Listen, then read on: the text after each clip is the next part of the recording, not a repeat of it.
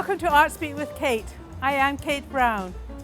A is for art, and everyone can be an artist. It just needs a bit of practice. Relax, loosen up, and have fun.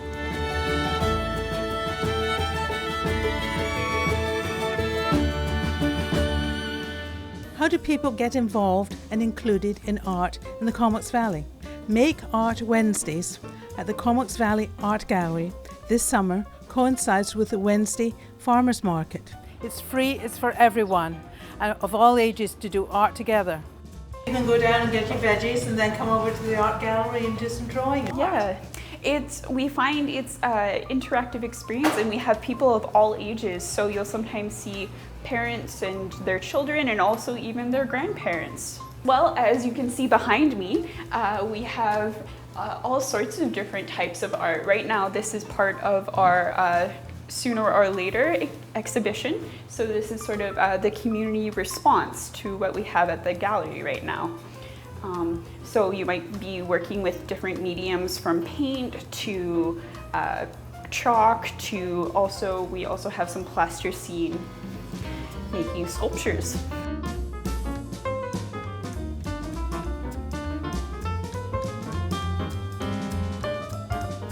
We've had some great responses from our community. I find people really love the opportunity to come and get to express themselves. Sometimes you find there isn't really a lot of time, or you might just not find, it doesn't even matter if you don't call yourself an artist, anyone can make art.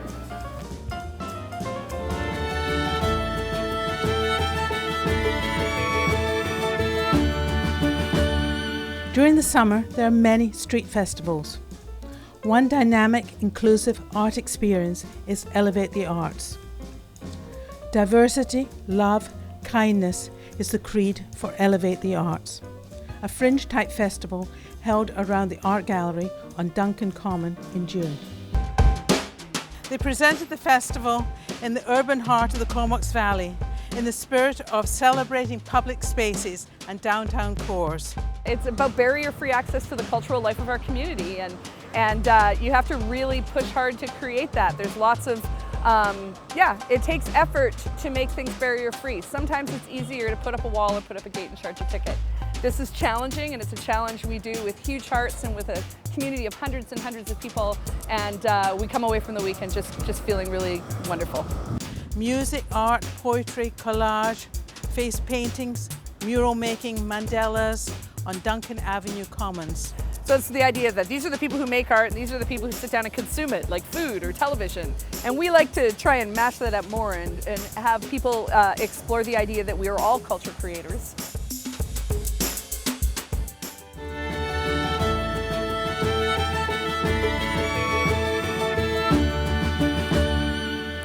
For those who would like to participate in art in a quieter way, summer is a great time to pick up a brush, some paints and a sketchbook and head outside. You'll find any subject to find your inspiration and just create. What's plein air? Plein air is now the fashionable name for painting outdoors. Grant Fuller, watercolor artist and teacher, offers some hints on plein air. I'm using a round pointed brush. This is number 8. So I get a lot more control than the big splashy washes that we did before. What kind of passion do you find that people have for painting outside? Well, the first thing that when people respond that way to learning to paint, when I do these workshops, and they respond, like you say, with a passion, that is a terrific reward for me. I just love to see people react that way, and in a positive and constructive, response to it. It's pretty hard to put into words what feeling I get when someone else shows that they're learning, and takes the time to tell me that they really appreciate the lesson, really appreciate the demonstrations. What advice do you have, now it's summer, to people thinking about going outside and painting? If you can get with a group I think that really helps. If you can make a commitment to go with people, like at a certain time, let's meet and go painting. The support that you get from others that are doing the same thing, and it also makes you commit, because if you say to yourself, oh, I'm going to just go, there's always something that gets in the way, you know. So when I paint, I'm thinking of cutting up under it because I can see cast shadows. So I'm just pushing the brush around with different values. And you paint rain or shine? Oh, no. no, I do. Yeah. I'm like I say, a very fair weather painter. I would much prefer to work in nice weather. In the Comox Valley, I am Kate Brown.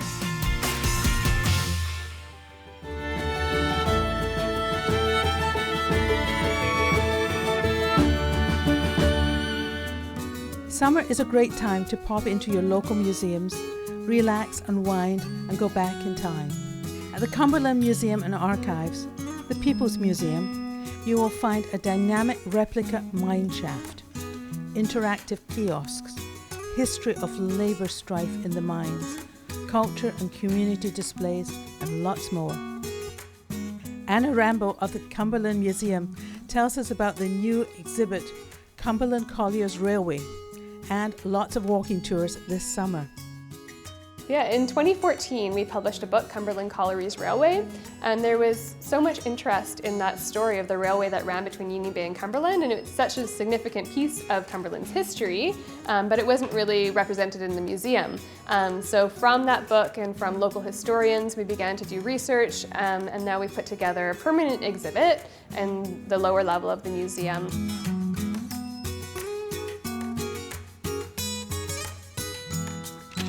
A new temporary summer graphic art exhibit shows art by local artist Laura Ellen on the story of Ginger Goodwin, Walking in My Shoes.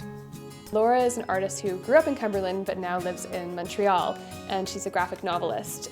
So she took the story of Ginger Goodwin and through Between the Lines Press they published this book, and it features an illustrated version of the Ginger Goodwin story.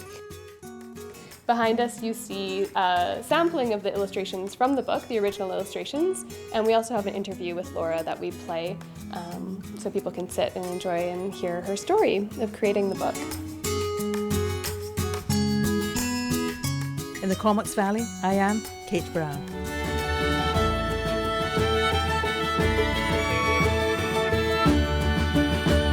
But how about the future of art in the Comox Valley? MAP. Make Art Place is an exhibit in the Comox Valley Art Gallery this summer showing time-based explorations in video, performance, installation and photography by Canadian artists working with ideas of place in polarized and localized ways. Well, this summer we've got a great program lined up, and it's entitled MAP, so Make Art Place. And within that program we have artist exhibitions, we have a residency for visiting artists, we have a symposium planned in the middle of July, and we're collaborating with various other institutions in BC.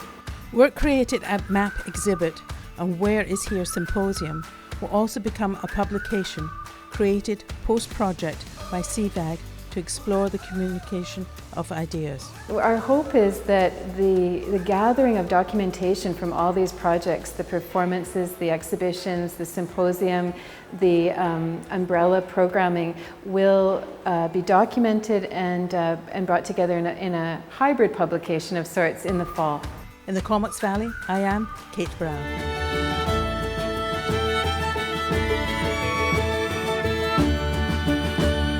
Bring out the artist in you, explore, create and have fun this summer.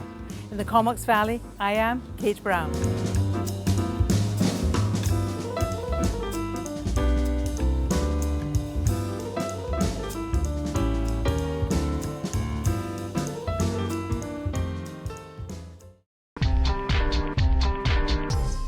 Welcome to Art Speak with Kate. I am Kate Brown. Join us, take a journey of creative discovery through central Vancouver Island. We're off visiting artists working in their studios from Merville to Union Bay. many of whom you can visit year-round or by appointment.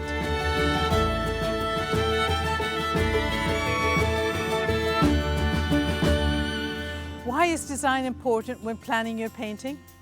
How does art make the eye flow? Artist Joe Smith tells us how. Delicately painting fawns of ferns. The foggy forest scene from just outside his Union-based studio comes to life. And what I want is I want to create the atmosphere of a rainforest. And so it's going to have a lot of moss. So, I mean, this is where the design comes in. Why is design important when you're planning your painting? How does art make the eye flow? Artist Joe Smith tells us how. You try to use I use a lot of lines, like branches, you know, sort of all pointing towards the center, because I want people's eyes to go here. And so you'll see when this thing is finished that that'll draw you into the painting, into the distance. Design plays a really important part, whether you're a graphic designer or an artist. And I try to encourage people, if they're just getting into the world of art, to take some kind of a design course. You know, learn how to position things on a canvas in a square or in a rectangle. That's very important, and because it all has to do with eye flow. And of course, when you're in graphic design and when you're in, you know, advertising art, shall we say, eye flow is very important because you want to get people to go from the graphic to the headline back to the graphic. So you want their eyes going all over. And so that's become a large part of my paintings. And I spend a lot of time thinking about the actual drafting, you know, of the painting. Joe Smith studied fine art in Montreal and changed to graphic design. I studied at the Montreal Museum of Fine Art, and from there I went to the newspaper business and got a job as a staff artist at the Gazette in Montreal. As a graphic artist? As a graphic artist. You made a change in your life, changing from a graphic artist to a fine artist. What prompted that change? Money. Money. I mean, you know, even back then, and even in Montreal, which you know, fine art is part of the culture there. You walk down just about any street in old Montreal and you'll see artists. They actually have one street, it's called the Rue des Artistes, and it's just filled with artists from one end to the other. So it's very, very competitive in Montreal, and as an artist, you really needed another job. I mean, art isn't just the only thing that I do other things as well. You know, in order to bring money in. And basically that was the reason. Joe's experience in commercial art of making screen prints or serigraphs simplifies and focuses Joe's fine art subjects, creating a bold statement with beautiful landscapes and forms. Oh, I find that my experience in the newspaper business has very much impacted my style of art. Yes. And particularly when you look at my contrast, because in the newspaper business, you really need to do your work with a lot of contrast to it so that it could reproduce well in the newspaper and on newsprint. I mean, basically that's one step up from toilet paper. I mean, that's what newsprint was. Now, people in the newspaper business will be really upset at me for saying that, but that's the reality. And so you had to be, you know, have that real high contrast. And you see that in my paintings, there's that contrast. How does the art community in the Comets Valley compare to the art community in Montreal? Well, that's a really good question. I mean, it's a whole different culture. You know, the culture in Montreal, in Quebec, is very different. And I mean, we used to say, you know, in Montreal, you went out and you bought your paintings first for your first apartment, then you went out and bought your furniture. You know, the rest of the country, it seems that people go out and buy their furniture and then they try to buy paintings and images and sculptures and art to go with the furniture that they bought. So it's very, very different. In the Comox Valley, I am Kate Brown.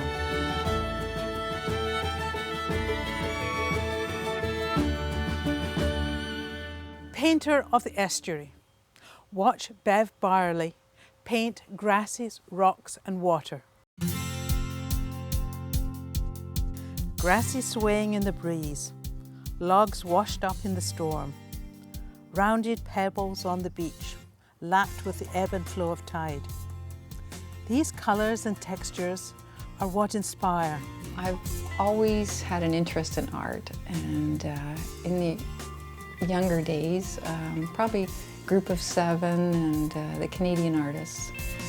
Inspired by a father to work on his unfinished paintings, Bev learned early the beauty of nature and the potential to capture the colour and texture with brush and paint. My father, he's a chef, but he liked to paint, so if he got to a point where he didn't like the painting anymore, he'd let me come and paint on it. And it was oil, so it was always sort of wet, so I'd have this base of what he didn't like, and I'd get to paint on top of it.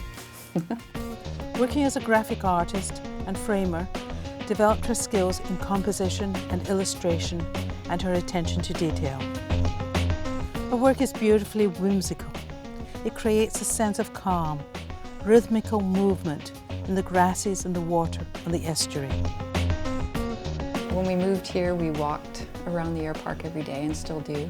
It was sort of well, I started out in watercolors and oils, then watercolors, and then when I started with the acrylics, this was my way of practicing. Every time we'd walk around the air park, I'd see something or take a picture and come back and work just with the acrylics, and it sort of evolved over years. Bev exhibits her work in many galleries in Western Canada and produces signature works of the estuary for fundraisers for Project Watershed. In the Comox Valley, I am Kate Brown.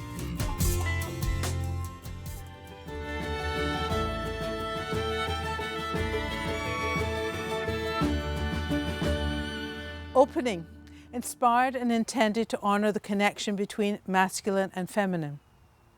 Artists of the Wood Vibe tribe in Cumberland support each other as they explore the potential vibes of the art of wood.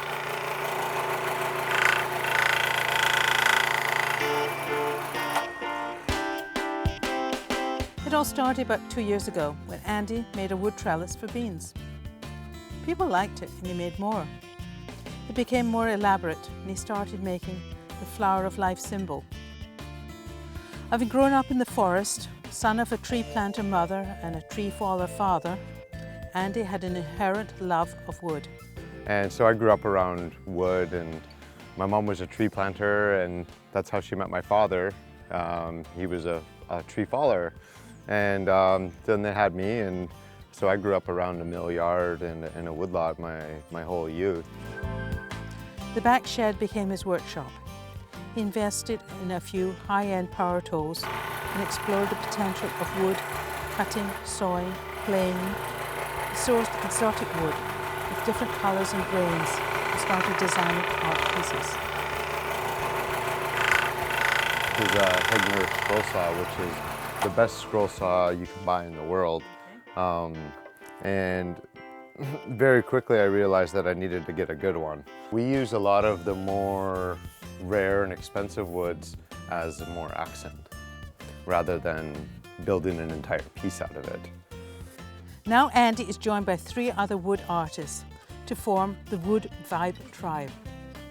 Together they put on their 2nd annual Wood Vibe Tribe art exhibition in the Sew Sisters Artists Guild in Cumberland. So when I made this piece, I was really looking for fiery woods, because the Phoenix is all about fire. And so I really wanted to make the piece look like it was on fire. And we don't use any stains, so that's one thing about all of our work, is we only use the natural colors of the wood. This one I decided to go a little more abstract, so I just kind of started drawing a design in the computer first, and then that sort of just came about, and I decided I wanted to make it into wood. So it's got a few little images that I see in there, but mostly it's entirely abstract. Come see Opening, inspired and intended to honour the connection between the masculine and feminine. Wood Vibe Tribe support each other, always with your full presence. In the Comox Valley, I'm Kate Brown.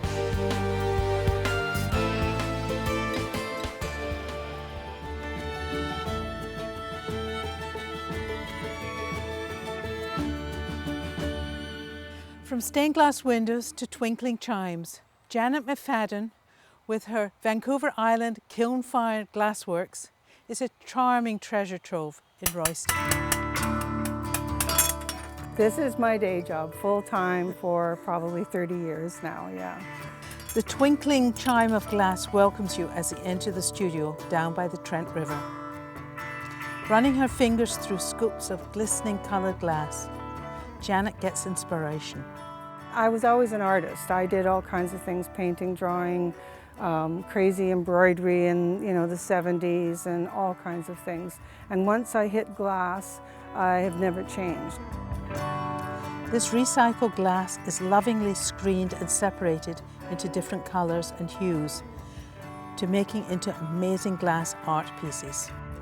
Well, with stained glass, you're very restricted to a pattern and very precise, and with fusing glass, you can put glass anywhere you want. As long as all your glass is compatible, you can put it anywhere on your design and just melt it in. The kilns are like pizza kilns. All the heat comes from the top, and so it just melts everything into one piece. And it's called scoring, so you can hear that sound. You score the glass, and you break it. Janet, who lived in New Westminster, was first attracted to glass by the coloured stained glass windows in the heritage homes there. She designed her own glass windows, and it took off from there. There was stained glass everywhere because it was the first capital of British Columbia and lots of big houses. And I just fell in love with stained glass. And many years later, when I was 26, I took a night school course in Alberta and just loved it and kept working at it and was selling glass for a long time.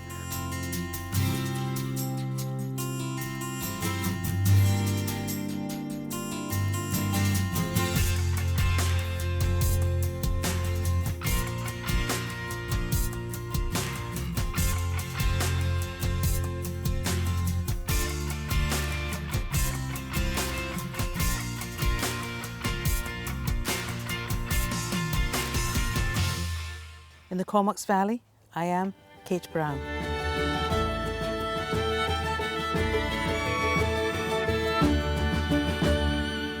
A synchronized swimmer and experienced diver, Lisa Graham loves filming underwater. She started photographing nature, sea lions in the bay, and diving along the rock faces. Now she films people underwater. I started photography underwater. I was scuba diving and I wanted to show my friends and family the fish. Diving and photography are Lisa Graham's passions. As a synchronized swimmer and experienced diver, she loves filming underwater. I always wanted to be able to utilize the camera and how the water plays with hair and things. I was really good at taking pictures of fish, but not so good at people. So I ended up taking the course here at North Island College, and I learned how to take people pictures too. This is my first time with all the bubbles in the water, and they were actually sticking to the dome of my camera. Lisa loves how fabric flows underwater. She designs costumes especially to create the desired effect. When I wanted to take women out in the water, in the pools, they didn't have the right clothing. And it's really important that things aren't heavy underwater. So I took a pair of curtains and I made these pants. And actually everything on my rack there has been carefully chosen to be safe in the pool or in the river. I know the layers are just to die for. If I see they're having trouble and just can't unwind, I will actually have them close their eyes, take a breath, and then go to the beach in their head. And it really helps. Like, you see that just drain, and you know, people like, oh, nervous.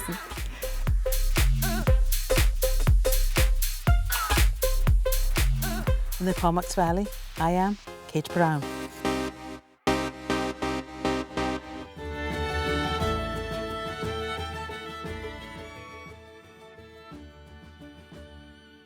Listening to music, colours dance, tonal values, balance and form.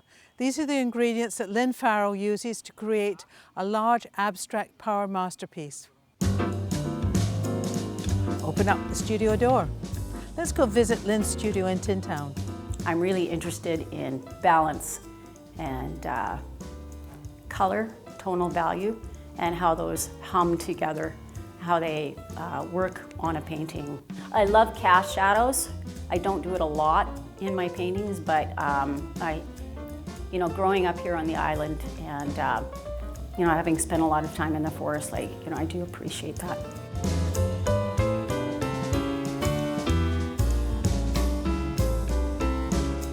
I was in Vancouver and I did makeup artistry for fashion photography and television. And then I switched from that and did a lot of different things, more creative things as far as sales. And moved back into art 5 years ago. Started at Art Alchemy for 2 years and met some really wonderful influences there.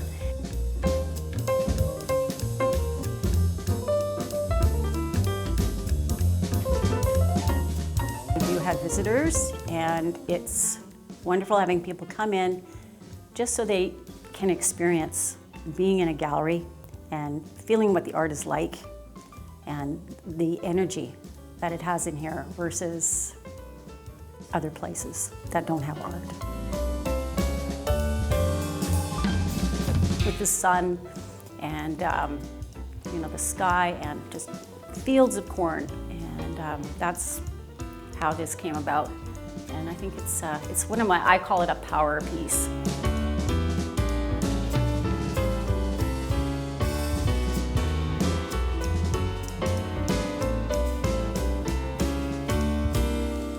In the Comox Valley, I am Kate Brown.